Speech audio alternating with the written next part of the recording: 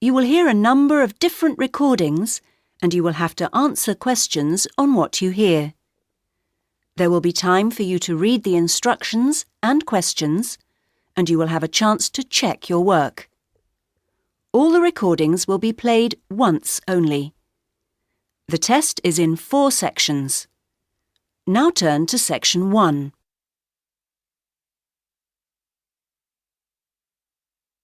Section 1.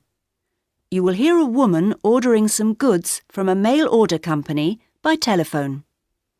First, you have some time to look at questions 1 to 8.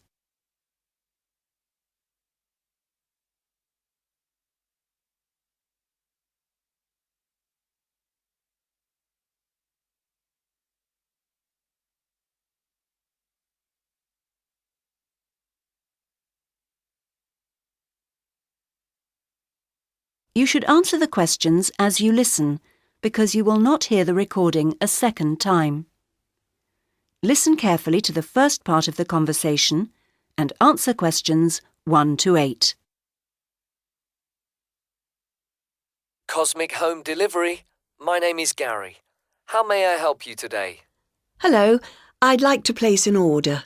Certainly, madam. I'm afraid our computer system crashed earlier today. I'll have to take the details down on paper and then enter them later when it's been fixed. Is that okay? Yes, of course. So, can I take your name, please? Yes, it's Alexandra Hornby. Sorry, could you spell the surname for me? H... Yes, then O-R-N-B-Y. Oh, fine. And then your address. That's number 28 Wood Road, which is in Ilford, I-L-F-O-R-D, and that's near Northchester. The postcode's NC1 2FR. Thank you. And do you have an account with us? I do. I've got the number here. 944-56781. Is that long enough? 8 digits? Yes, it is. Good. Now, what would you like to order today? I want a coffee table. I think there's only the one type. I expect so. Perhaps you can tell me the price. I can use that to check later, just in case there's more than one. Yes, it's £39.99p. Fine. Sorry about all these extra questions. It's no problem at all. Now, that size of order value does mean you're entitled to a free gift. Did you want to take up that option on this occasion? Yes, I do.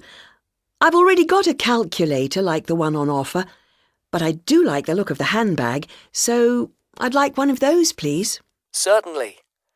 And can I just check, as an account holder, you may have been sent a voucher. Oh, yes, for a discount. Let me see. The reference number will probably start with the letter D. It does, and it continues BR29. Great. Now, how would you like your order delivered? There's standard service within a week, and then express, which comes within 2 days, or special, which means it arrives the same day.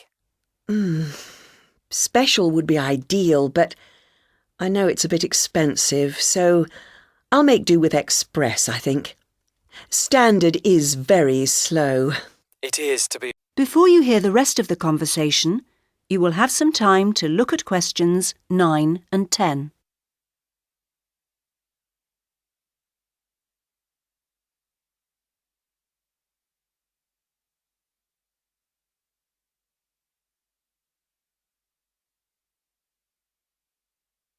Now listen and answer questions 9 and 10.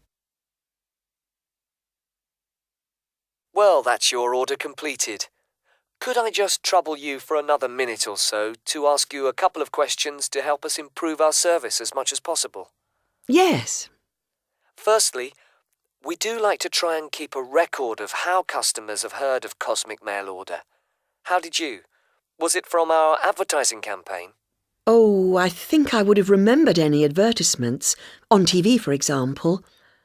I only read newspapers occasionally, so that would have passed me by. A friend of mine had been using you for years and encouraged me to give it a go, so I looked on the internet to find you to see what was available on the site. That's great, thank you. The second thing is, we're thinking of introducing a number of promotional offers. Oh, yes, I got a little brochure about them with my last order. I've got the list here.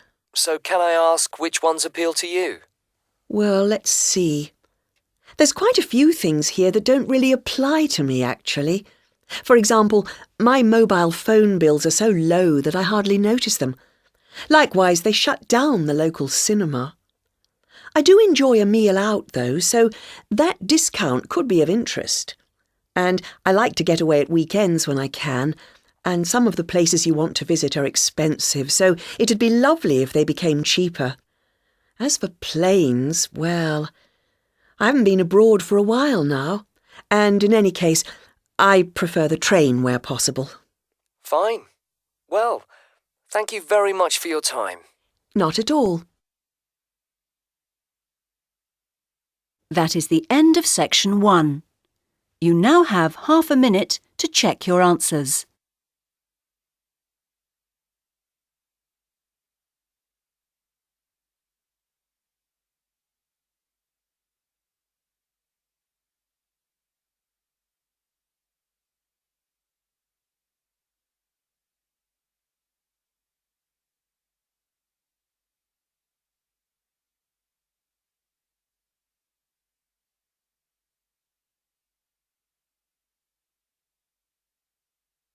Now turn to section 2.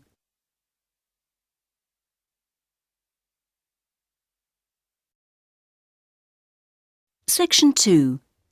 You will hear a trainer giving a talk to a group of cyclists. First, you have some time to look at questions 11 to 15.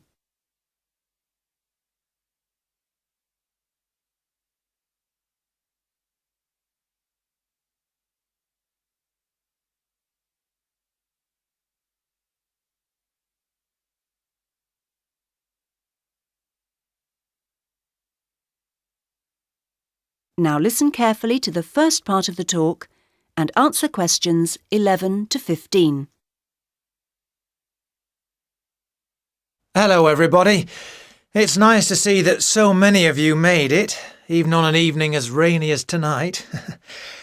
OK, now, whether you're new to cycling as a sport or are returning to it after some years' absence, I'll just go over a few basic points.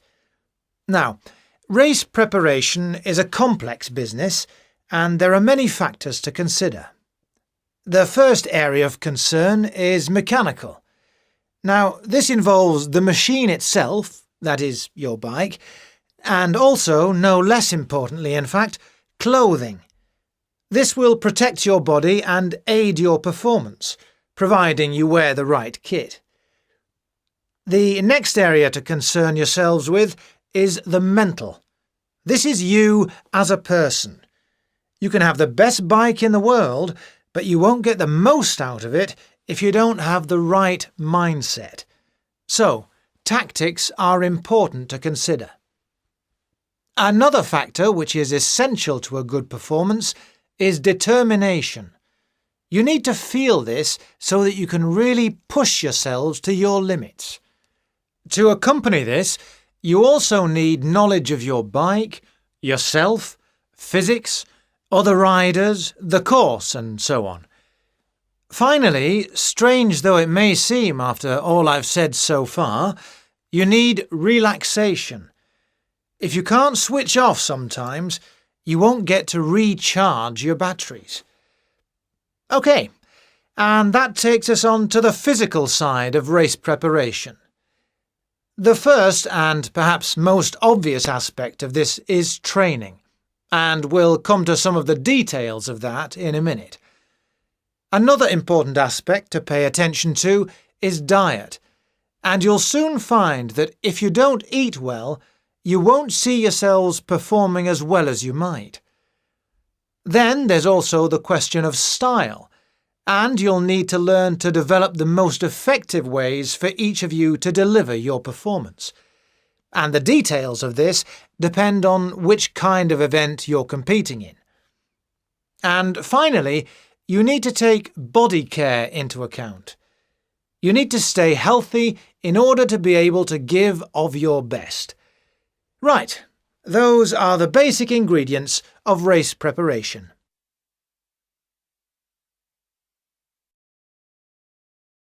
Now you have time to look at questions 24 and 25.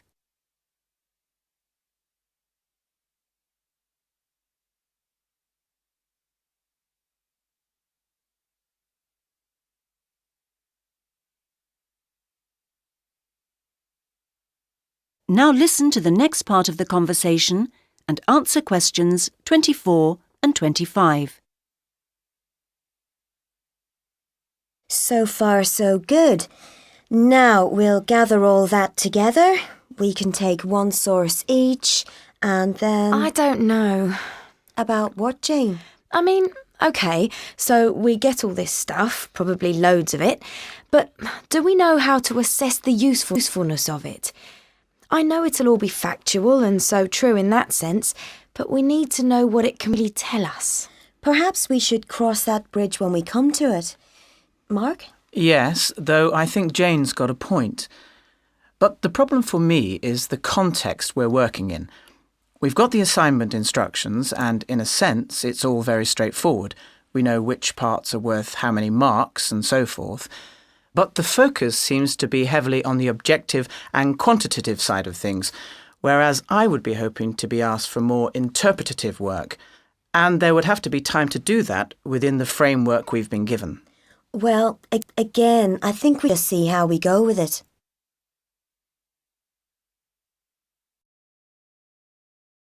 Now you have time to look at questions 26 to 30.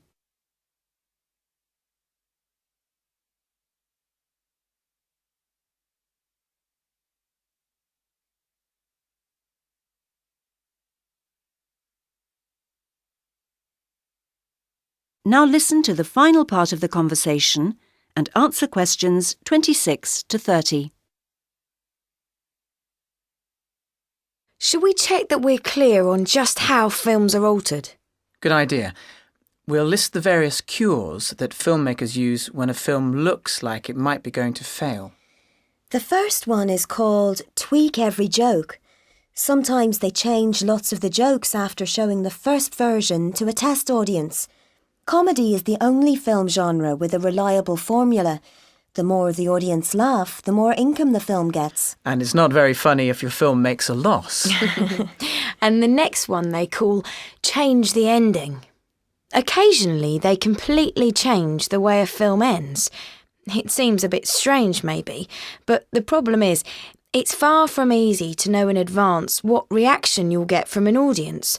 So if it turns out after all that the test audience doesn't like your ending, you've no choice but to do another one. What's the third one? That'd be fix the tone. If, for example, your film begins as a kind of gentle comedy, but then gets too serious or horror-like, audiences get confused. So one thing that really matters is being consistent, you mean? Yes, that's the logic. I think audiences don't want to have to switch track. It's more complicated than people imagine, isn't it?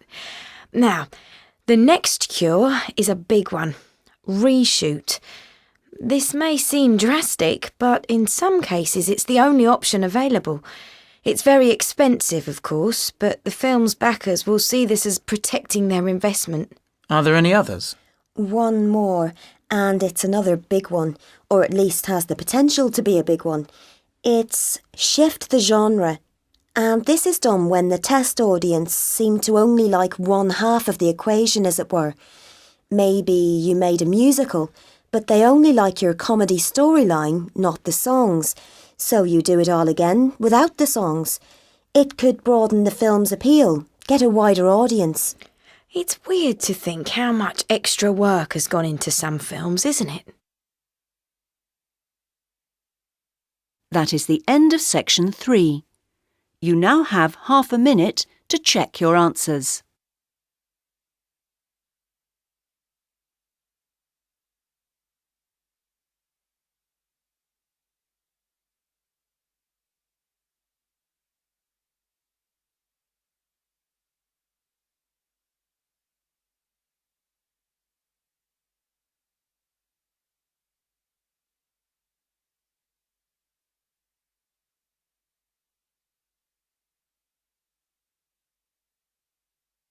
Now turn to Section 4.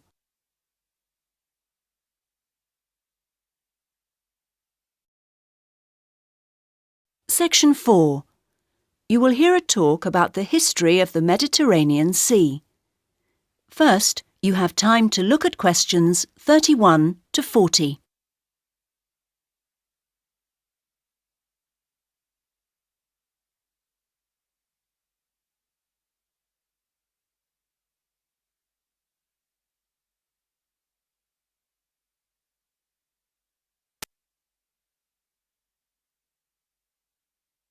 Now listen to the first part of the talk and answer questions 31 to 37.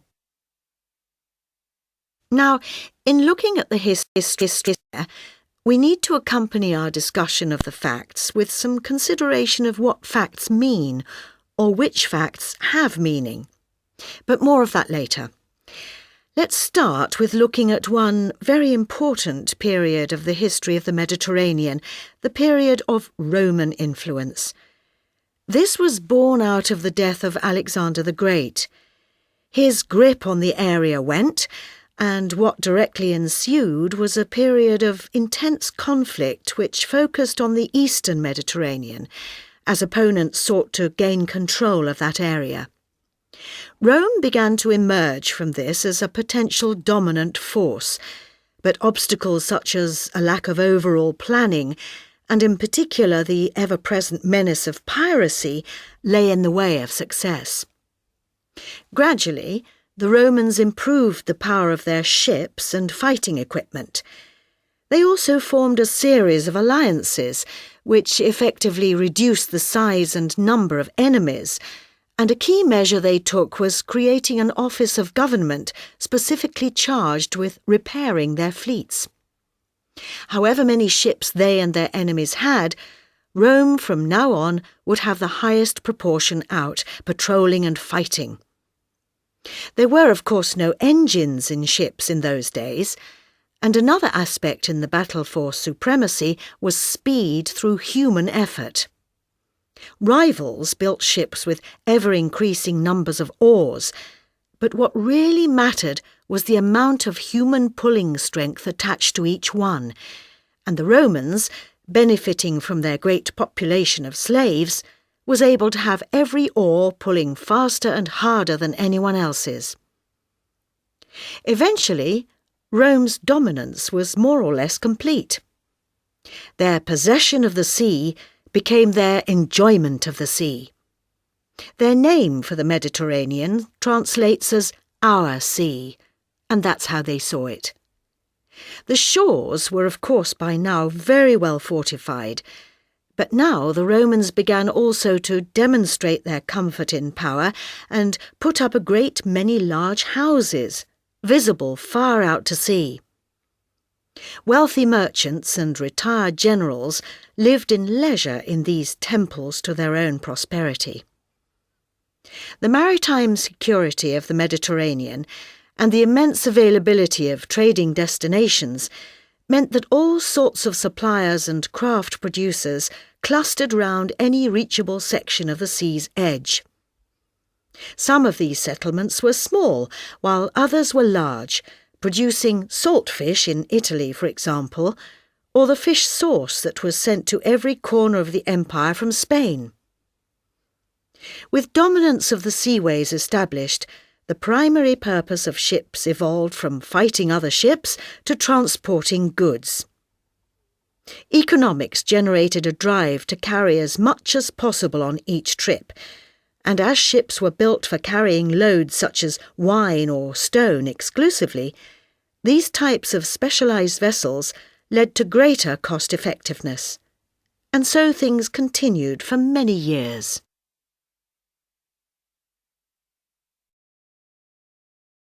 Now listen to the rest of the talk and answer questions 38 to 40. However, I referred before to the question of needing to consider how to approach history. Assumptions about what history is are as varied as the historians who have made the Mediterranean the subject of their studies. 3 key historians have moulded in different ways our approaches to understanding the Mediterranean's past: Michel Ballard, Fernand Braudel and Nicholas Horden. The first of these, Ballard, felt strongly that an approach based on examining countries around the Mediterranean as if they shaped its history was inadequate. More was to be learned, he argued, by treating the Mediterranean as one of a number of seas, such as the Black Sea and the Atlantic Ocean, and thus integrated into trading routes that stretched from Madeira to Krakow. Our second historian, Fernand Braudel, took a rather different, though related, tack. He argued that the ways societies operate, right down to their individual members' actions, is subject to permanent conditions, such as whether they inhabit mountain, plain or sea. Features of the coastline and adjacency to the waters of the Mediterranean are thus the focus of his approach. And then we can add a third way of looking at history, or at least the history of the Mediterranean, and that's the one propounded by Nicholas Horden. His arguments are asserted quite strongly, not least because he sees a greater consistency across time than many other historians have allowed for. There are those who take ecological events, particularly catastrophes such as the volcanic destruction of Pompeii, to be the shapers of different sections of the Mediterranean's history. Horden says these are simply incidents, and that the major trends ride on through them. For him, while there may be cultural mutations and fashions in types of consumer goods, what matters is the system of trading goods that satisfy primary needs, such as grain, oil, metals and timber. So, for us, out of this complex of views, our job is to seek a synthesis and form a sophisticated approach, not just to the Mediterranean, but to any time or region in history. That is the end of section 4. You now have half a minute to check your answers.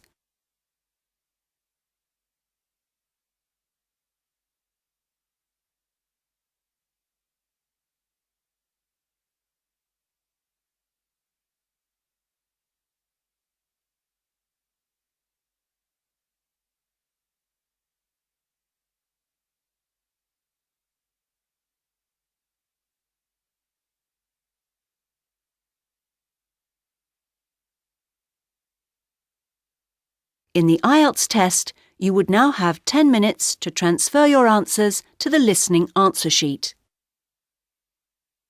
That is the end of the listening section.